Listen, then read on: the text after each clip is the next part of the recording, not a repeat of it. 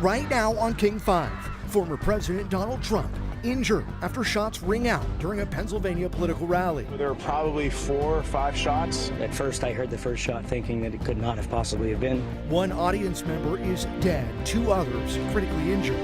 I was just gobsmacked because this doesn't happen very often in this country. The shooting is now being investigated as an attempted assassination.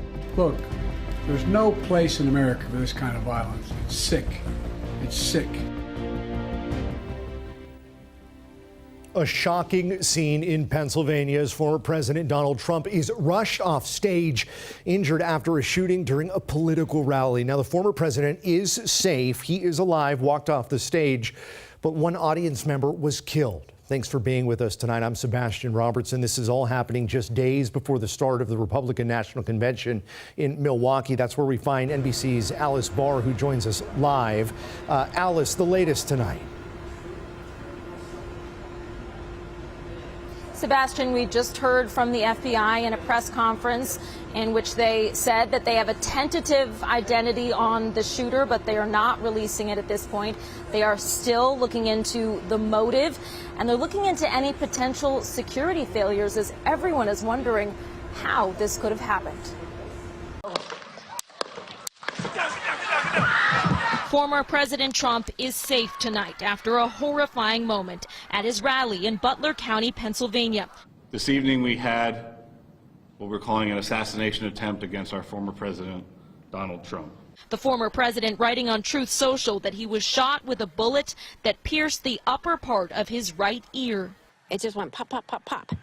And then as I was staring straight ahead, I looked across and I didn't see anything, so I looked back at President Trump, and that's when he went down.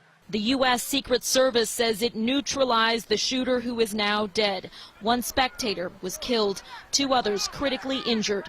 The Secret Service saying the shooter fired several shots from an elevated position outside the secured rally venue. The former president had just started speaking shortly after 6 when loud pops rang out. He reached for his ear and dropped to the platform behind the podium as Secret Service agents rushed the stage and surrounded him. Blood could be seen on his right ear running down his cheek toward his mouth, and he pumped his fist to the crowd as he was hustled to a waiting SUV.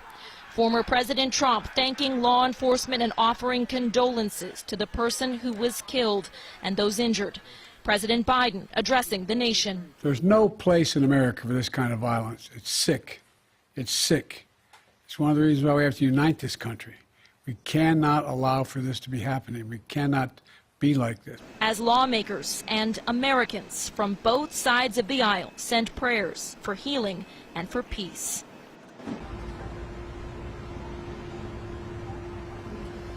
A Trump aide posted video tonight of the former president getting off of his plane, heading to his home in Bedminster, New Jersey.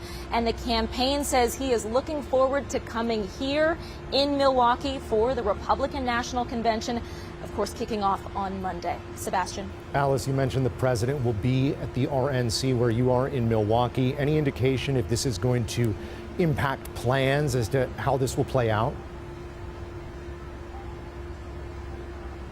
I think there's no question that this has changed the entire tone of what we can expect to see this week.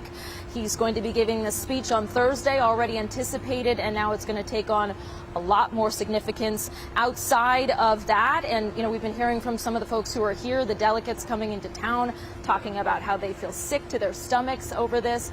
Their tone is going to be different. And security-wise, I don't think we can even really begin to understand what this might look like over the next several days. Sebastian. Alice Barr reporting. Thank you.